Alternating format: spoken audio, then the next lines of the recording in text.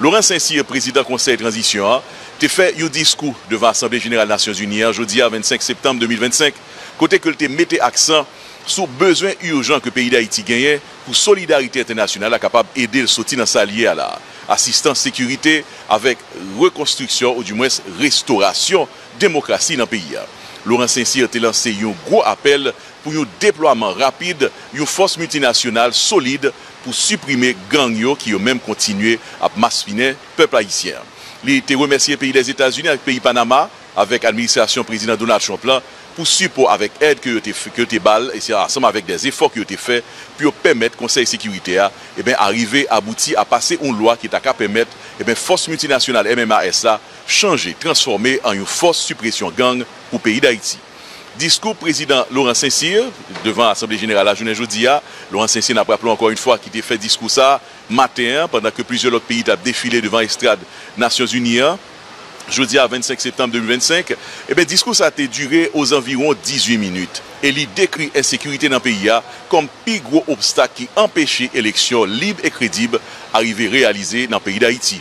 Laurent Saint-Cyr dit tout que le Conseil de transition qui était fait, alors qui était monté après plusieurs négociations qui étaient faites, nous songez, des négociations nationales qui permettent que le Conseil de transition ça arrive monter, et bien le Conseil de transition ça engagé pour organiser élections transparentes une fois que les conditions permettent que le capable fait en Haïti. Mais rétablir la sécurité, c'est une condition qui est essentielle.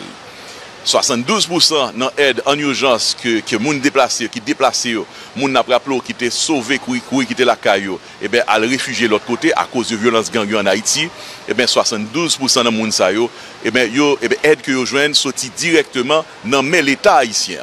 Mais souffrance humanitaire actuelle, déplacement déplacement population, plus passer 1,5 million de gens qui déplacés, toute question ça, la cause, à cause de gang, violence gang en Haïti, je dis à mettre le pays d'Haïti dans une situation difficile face avec insécurité alimentaire qui lui-même monté à plus haut niveau. Participation internationale là, très important, et selon Laurent Saint-Cyr, président Conseil de transition, pour aider le pays d'Haïti à sortir dans sa liée là.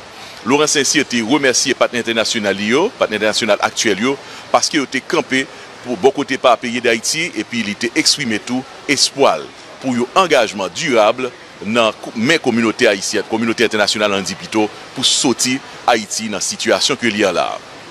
Laurent Saint-Cyr te parlé tout dans le discours qu'il a fait devant les Nations Unies, journée jeudi dedans et Assemblée générale là, il t'a parlé tout de indemnité, dette indemnité coloniale ça, une dette qui sous tête pays d'Haïti que la France justement t'a imposé pays d'Haïti. Il t'a demandé un dialogue honnête sous question ça, ensemble avec des actions concrètes qui t'a supposé faites, des actions de réparation concrètes à travers un comité national pour restitution et réparation dette ça. Laurent Saint-Cyr a accueilli reconnaissance d'aide ça par le président français, M. Emmanuel Macron, et puis il a souhaité que pral un mouvement concret qui pral fait pour permettre que finalement, il y ait une direction de la justice, une direction justice justement qui pour permettre que dette réconciliation ça capable d'arriver faite et que Haïti capable de rejoindre comme ça.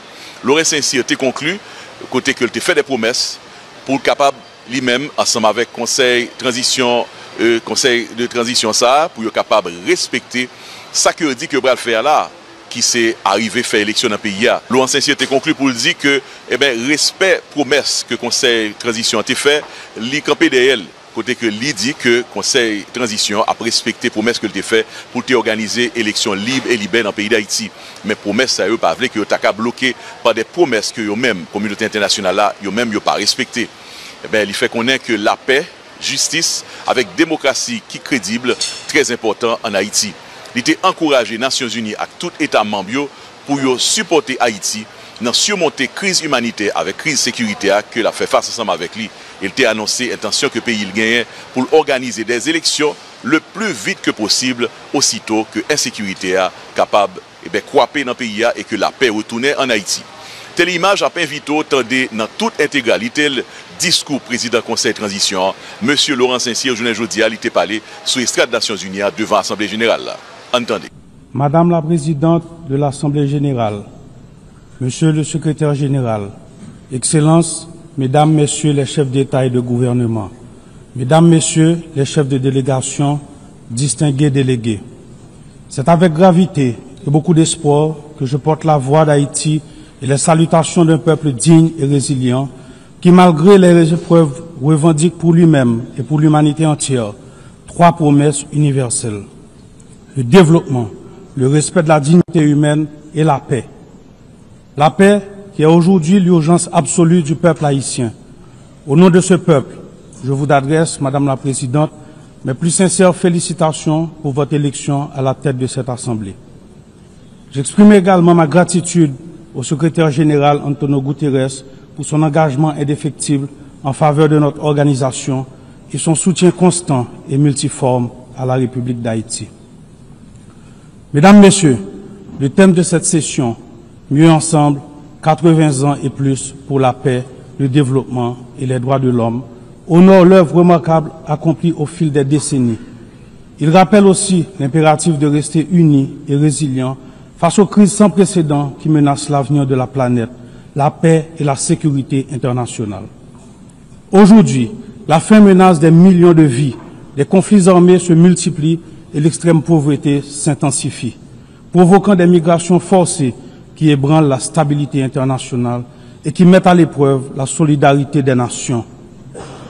À ces défis s'ajoutent les changements climatiques, la montée du terrorisme, les atrocités de masse, la criminalité transfrontalière, le recul des droits humains, la désinformation.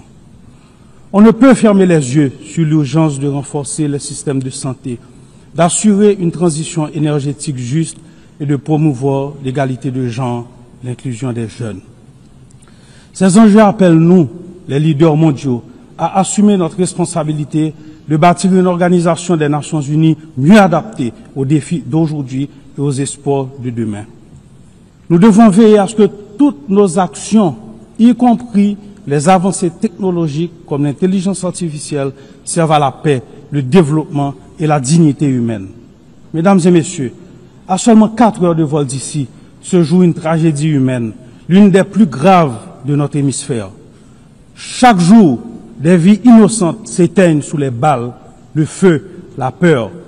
Des quartiers entiers disparaissent, forçant plus d'1 million de personnes à l'exil intérieur et réduisant à néant souvenirs, investissements, infrastructures. Des milliers d'enfants sont privés de leur droit fondamental à l'éducation. Des milliers de jeunes sont condamnés au désespoir. Des centaines de filles et de femmes violées portent à jamais dans leur chair et dans leur âme les stigmates de la violence. Près de la moitié de la population est confrontée à une insécurité alimentaire aiguë. Le système sanitaire s'effondre. Les hôpitaux sont vandalisés, incendiés ou contraints de fermer leurs portes. Les médecins fuient, des vies sont sacrifiées, faute de soins. Même la prise en charge des personnes vivant avec le VIH ou la tuberculose est menacée.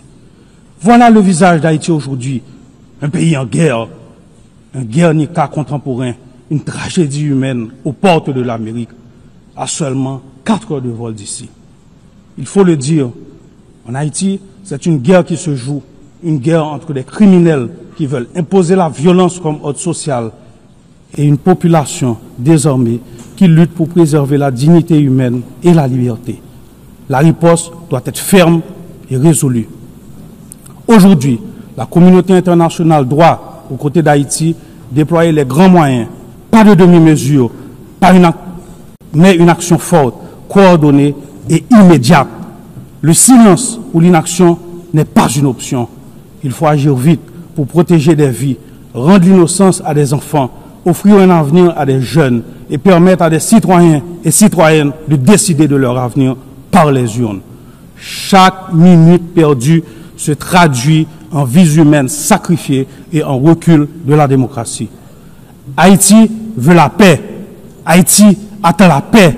Haïti a droit à la paix. Oui, mesdames et messieurs, la paix aujourd'hui, le besoin le plus urgent du peuple haïtien, elle est la raison d'être du combat sans relâche que mènent nos forces de l'ordre et la mission multinationale d'appui à la sécurité. Beaucoup de policiers et soldats sont tombés dans la guerre contre les groupes criminels. Hommage à ces héros haïtiens et kenyans qui ont payé de leur vie, leur engagement pour le rétablissement de la paix et de la sécurité en Haïti. Aujourd'hui, des 2500 initialement requis et promis, il y a sur le terrain seulement 1 millier de membres de la mission multinationale. Leur bravoure, conjuguée à nos propres efforts, n'a pas réussi à contenir la crise sécuritaire.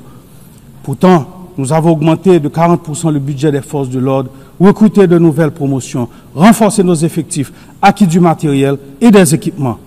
Nous devons nous rendre à l'évidence. Haïti se trouve à l'épicentre d'une menace régionale inédite. Des réseaux criminels puissants et lourdement armés cherchent à déstabiliser le pays et à dominer les économies de notre espace commun. La nouvelle ligne de front de ce combat se trouve chez nous, en Haïti. Si nous échouons les affronter sur notre sol, il sera illusoire de les contenir ailleurs dans la région. C'est pourquoi nous devons afficher la même détermination, la même fermeté et la même unité que celle dont nous avons fait preuve dans la lutte contre le terrorisme. Haïti ne peut et ne pourra relever seul un tel défi.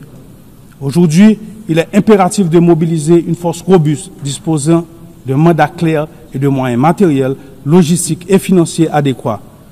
En cette matière, les leçons de l'expérience de la MMAS et les recommandations des experts haïtiens doivent être mises à profit. Nous avons également besoin d'une coopération internationale renforcée, fondée sur le partage de renseignements et de contrôles douaniers rigoureux afin de stopper le flux d'armes, de munitions, de drogue et de financement vers les gangs. La paix ne pourrait être restaurée que si nos partenaires de la région veillent par des mesures concrètes à ce que leur territoire ne serve plus de point de départ ou de transit à ces trafics. Les approches qui n'ont pas porté de fruits hier ne sauveront pas Haïti aujourd'hui. Il est impératif d'écouter la voix du peuple haïtien, d'oser des solutions nouvelles, fortes et adaptées aux réalités du terrain. En ce sens, nous souscrivons pleinement aux efforts engagés pour transformer la mission multinationale d'appui à la sécurité. Nous appelons également à la solidarité de toute la communauté internationale et plus particulièrement l'engagement des membres du Conseil de sécurité pour un vote favorable à la résolution établissant une force de suppression des gangs. C'est pourquoi je veux exprimer au nom du peuple haïtien ma profonde gratitude aux États-Unis d'Amérique et au Panama pour cette initiative dont la concrétisation marquera un tournant décisif dans la lutte contre l'insécurité qui étouffe notre nation. J'adresse également mes remerciements à l'administration du président Trump pour les efforts déployés afin d'apporter soutien et ressources dans notre lutte commune contre les gangs, ces ennemis qui menacent à la fois Haïti et toute la région. Aujourd'hui, la complexité de la crise haïtienne ne doit pas servir de prétexte à des plaidoyers sans fin, à des négociations interminables ou à des blocages dictés par des considérations géopolitiques. Chaque jour, l'indécision profite aux groupes criminels. L'urgence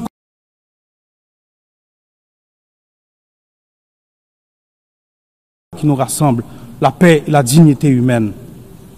Haïti accueillera avec intérêt l'organisation d'une rencontre de haut niveau afin d'aplanir les obstacles et d'avancer concrètement. À cet effet, nous saluons les pays de la région qui ne cessent de nous apporter leurs inestimables soutiens, notamment à travers des déclarations au sein de diverses organisations régionales telles que l'OEA et la CARICOM. Nous apprécions à leur juste valeur leur démarche auprès des partenaires du Conseil de sécurité pour une réelle solution à la crise sécuritaire en Haïti. Nous rendons également hommage à tous les États qui, lors des crises passées, se sont tenus à nos côtés et exprimons l'espoir de pouvoir compter.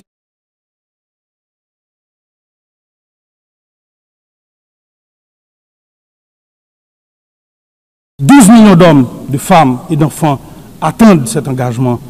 Mesdames, Messieurs, le Conseil présidentiel de transition est né d'un consensus politique issu d'intenses négociations entre les forces vives de la nation. Ce Conseil, dont la mise en place a été appuyée par d'importants partenaires internationaux et facilité par les éminentes personnalités de la CARICOM, dispose d'un agenda clair, au cœur duquel figure l'organisation d'élections libres et crédibles. Je répète, d'élections libres et crédibles. En dépit des multiples défis liés à la crise sécuritaire, le processus électoral pour lequel le CPT et le gouvernement font preuve d'une volonté politique réelle connaît des avancées significatives. Le Conseil électoral provisoire a déjà identifié plus de 85% des centres de vote mobiliser plus de 70% du personnel électoral et un financement national de 65 millions de dollars est garanti. Le Conseil présidentiel de transition collabore étroitement avec la mission multinationale d'appui à la sécurité, l'OEA, la CARICOM et le BINU pour préparer des élections libres, transparentes et inclusives, reflétant la volonté souveraine du peuple haïtien et garantissant la participation pleine et effective des femmes, des jeunes, des personnes en situation de handicap et des groupes marginalisés.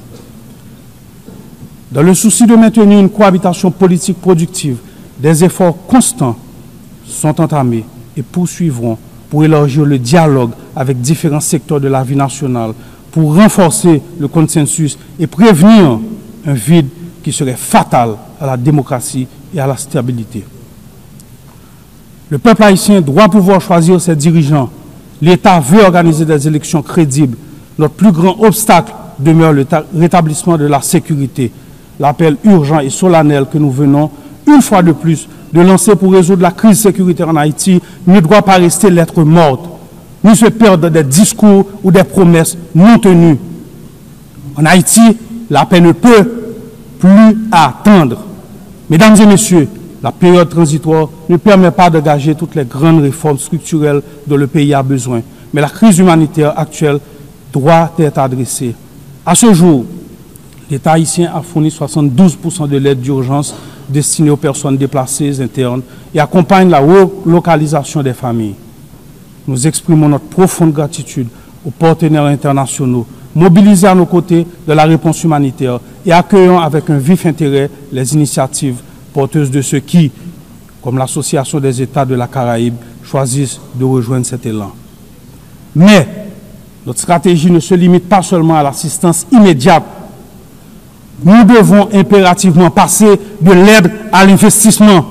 En ce sens, la volonté du gouvernement est d'initier le développement de deux grands pôles économiques, le Grand Nord et le Grand Sud, autour de filières stratégiques telles que l'agro-industrie, le textile, l'énergie renouvelable, le tourisme et les services. Haïti entend continuer à compter sur ses partenaires clés pour traverser cette période difficile et relancer son économie. Nous appelons à leur soutien à travers la mise en place de mécanismes concrets tels que le renouvellement de la loi Hope Help ou le lancement de projets de rénovation urbaine qui permettront de créer des emplois, de sortir durablement de l'impasse humanitaire et de réduire les pressions migratoires haïtiennes dans la région. Mesdames et messieurs, 2025 marque le bicentenaire de l'ordonnance imposant à Haïti le paiement d'une rançon pour la reconnaissance de son indépendance. Notre voix s'élève pour réclamer réparation, non pas dans un esprit de revanche ni d'acrimonie, mais avec un souci de justice et de vérité. Nous avons accueilli avec satisfaction la déclaration de la présidence française qui reconnaît la nécessité d'ouvrir des espaces de dialogue et de vérité historique, ainsi que la résolution du 5 juin 2025 de l'Assemblée nationale française reconnaissant l'injustice de cette rançon. Haïti a mis en place le Comité national de réparation et de restitution. Nous demandons que ces avancées soient suivies d'actions concrètes. La France, patrie des droits de l'homme, a aujourd'hui l'opportunité d'écrire une nouvelle page de son histoire avec Haïti en honorant les idéaux de liberté, d'égalité et de fraternité qui nous unissent. Mesdames et messieurs, je me dois de souligner l'apport inestimable de la diaspora haïtienne à travers le monde et le sort souvent difficile qui lui est réservé. Qu'ils vivent en Amérique, en Europe, en Afrique ou ailleurs, les millions d'Haïtiens à l'étranger contribuent au développement d'Haïti. Alors que nous traversons une crise multidimensionnelle, nous appelons à la patience et à la compréhension de nos partenaires et amis, afin que nos ressortissants soient toujours traités avec respect et dignité. Derrière chaque migrant, il y a un visage, une famille, une histoire et une contribution au pays d'accueil. Haïti réaffirme son attachement au dialogue et à la coopération bilatérale dans l'esprit du bon voisinage et du respect mutuel, afin d'identifier des solutions équilibrées et durables aux problèmes de l'île. La circulation sûre et régulière des biens et des personnes, notamment par voie aérienne, est essentielle à un avenir partagé et à une prospérité commune. Mesdames et messieurs, l'Haïti de demain mérite la paix et la prospérité un avenir fondé sur un système judiciaire indépendant, une éducation universelle, des soins de santé accessibles à tous et une économie qui offre à chacun les mêmes chances de réussir. Cet avenir exige réforme courageuse, justice indépendante et fin de l'impunité. Nous avons le 16 avril 2025 promulgué un décret instituant 2 pôles judiciaires spécialisés. Un pour la répression des crimes et délits financiers complexes et l'autre pour la répression des crimes de masse et des violences sexuelles. Nous avançons sur leur effectivité. Nous sommes prêts à continuer sur cette voie. Ce n'est pas le moment d'éprouver ce sentiment de Haiti fatigue. La communauté internationale n'a pas le droit de détourner le regard de la situation d'Haïti. Face à l'ampleur de cette crise, le silence ne serait pas neutralité, il serait complicité. Mesdames et messieurs, permettez-moi de rendre hommage au peuple haïtien. Le représenter ici est le plus grand honneur de ma vie. Au-delà de fonction de président du Conseil présidentiel de transition d'Haïti, je suis un citoyen haïtien authentique, engagé et profondément attaché à cette terre. Une terre de liberté et de dignité, de courage et de talent. Haïti n'est pas une nation de résignés. Nous sommes un grand peuple, un peuple solidaire, des femmes et des hommes qui se sont sacrifiés pour leur patrie et pour l'humanité. Haïti n'est pas un territoire livré aux criminels armés, mais une nation debout, composée de familles dignes et résilientes, qui chaque jour, malgré les pires épreuves, luttent pour un avenir meilleur. Je rends hommage à mes compatriotes, qui sont sans conteste parmi les peuples les plus résilients de la terre. Ils méritent mieux. Leur redonner espoir est ma seule mission. C'est pourquoi, en ce moment,